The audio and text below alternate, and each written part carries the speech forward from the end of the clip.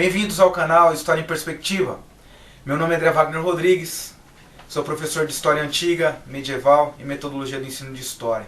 Hoje nós vamos falar de um assunto muito interessante, que já se tornou tema de novela, já se tornou roteiro de filme, e todo mundo pôde ver, há alguns anos atrás, Troia nos cinemas. Hollywood teria imortalizado essa guerra e teria imortalizado também a figura de um dos maiores heróis dessa guerra, a figura de Aquiles, representado por Brad Pitt. No filme, vimos que a guerra teria sido desencadeada por causa do rapto de Helena, esposa de Menelau, que foi raptada por Paris, um dos filhos do rei Príamo de Troia. Mas hoje a gente fica pensando o seguinte: será possível que, por causa do rapto de uma mulher, duas civilizações poderiam entrar em choque? Eu fico imaginando isso hoje porque, mesmo se fosse a mulher da pessoa mais importante, mais influente do mundo, vamos pensar, por exemplo, no Barack Obama, presidente dos Estados Unidos.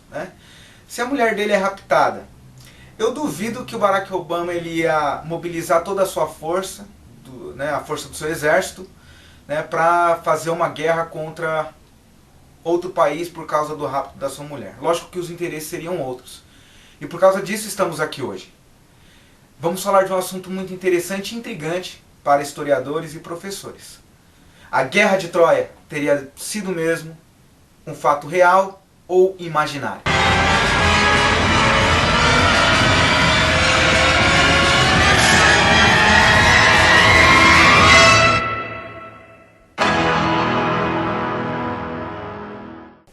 Isso faz a gente se remeter a 14 séculos antes de Cristo.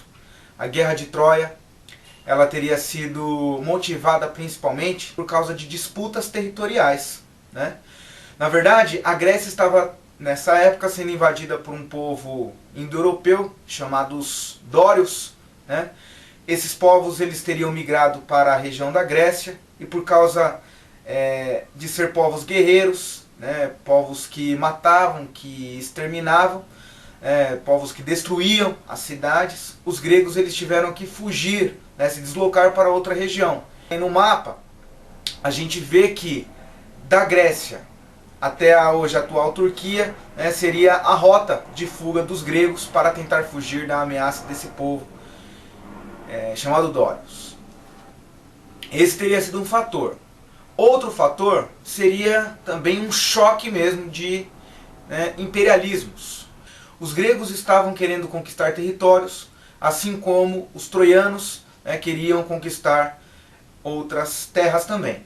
São hipóteses justamente por causa das fontes tão escassas que temos sobre esse assunto. Uma das mais conhecidas, por exemplo, é a obra Ilíada, de Homero. Como eu falei para vocês inicialmente, a guerra teria acontecido em 1400 a.C., por volta disso, segundo as pesquisas arqueológicas. Homero, ele teria vivido 7 séculos depois dessa guerra. Ele teria narrado, ele era um poeta cego, ele narrou como a Guerra de Troia teria acontecido, nas suas poesias que eram cantadas. Se a gente pensar no ponto de vista documental, essa informação ela tem alguns problemas. Justamente porque a gente tem um fato e a gente vai narrar esse fato depois de 7 séculos. Muitas informações poderiam ter sido perdidas, outras anexadas. E outra interessante ideia, Homero ele não teria escrito a obra, ele era um poeta. Essa obra só teria sido publicada 2 séculos depois da sua morte.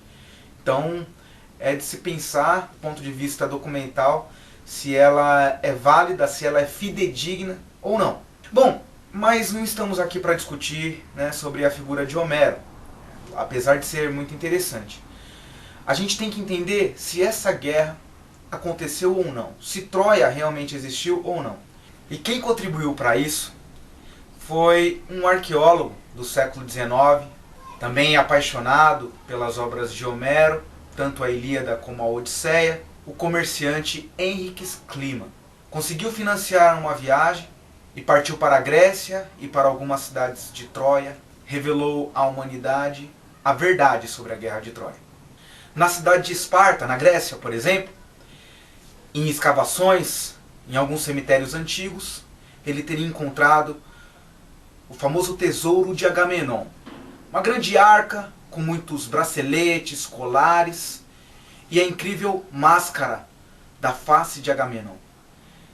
Essa importante contribuição fez com que historiadores, pesquisadores da antiguidade se debruçassem sobre esse material e conseguiram identificar, a partir de datação de carbono 14, que esse material todo é do século 14 a.C., que nos remete à antiga Guerra de Troia da antiguidade. O segundo fator, também muito curioso e muito valioso para a arqueologia e para a história da antiguidade, seria o tesouro de Príamo. Essa importante contribuição ele encontrou na cidade próxima a Istambul, na Turquia. Uma grande arca também, com outros tesouros, que seria do próprio rei Príamo, pai de Heitor e Paris, tão falado, né, nas obras Ilíada e Odisseia, tão falado na Guerra de Troia.